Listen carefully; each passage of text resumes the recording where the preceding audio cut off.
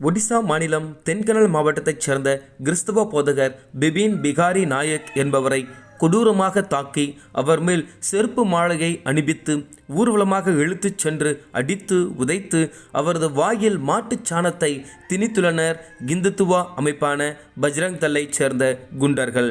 மேலும் ஜெய் ஸ்ரீராம் என்ற மத கோஷங்களையும் எழுப்புமாறு போதகரை துன்புறுத்தி வற்புறுத்தியுள்ளனர். சமீப காலமாக இந்த செய்தி இந்தியா முழுவதும் மிக பெரிய அதிர்வலைகளை ஏற்படுத்தியுள்ளது.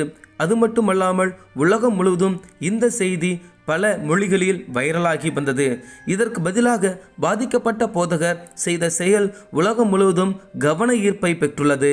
என்னை துன்புறுத்தியவர்களை ஆண்டவராகிய இயேசு கிறிஸ்துவின் நாமத்தினால் நான் மன்னிக்கிறேன் என்று இத்தனை கொடுமையை செய்தவர்களை அந்த போதகர் பிபின் பிகாரி நாயக் மன்னித்த செய்திகள் தற்போது இணையத்தில் மிக வேகமாக பரவி வருகிறது. ஆம் கிறிஸ்துவுக்குள் அன்பானவர்களே, நாள்தோறும் கிறிஸ்தவ போதகர்கள், கிறிஸ்தவ சகோதரிகள், இளைஞர்கள், நற்செய்தி பகிர்வாளர்கள் என அனைவரும் துன்புறுத்தப்பட்டு கொண்டே வருகின்றனர். தொடர்ந்து நாம் அனைவருக்காகவும் முழங்காலில் நிற்போம். நம்முடைய ஆண்டவராகிய இயேசு கிறிஸ்து தாமே நம்முடைய இந்திய தேசத்தை மிக விரைவாக இரட்சிப்பாராக. அது மட்டுமல்லாமல் கிறிஸ்தவர்களுக்கு விரோதமாக எழும்பும் அனைத்து அமைப்பினரையும் தொட்டு இரட்சிப்பாராக.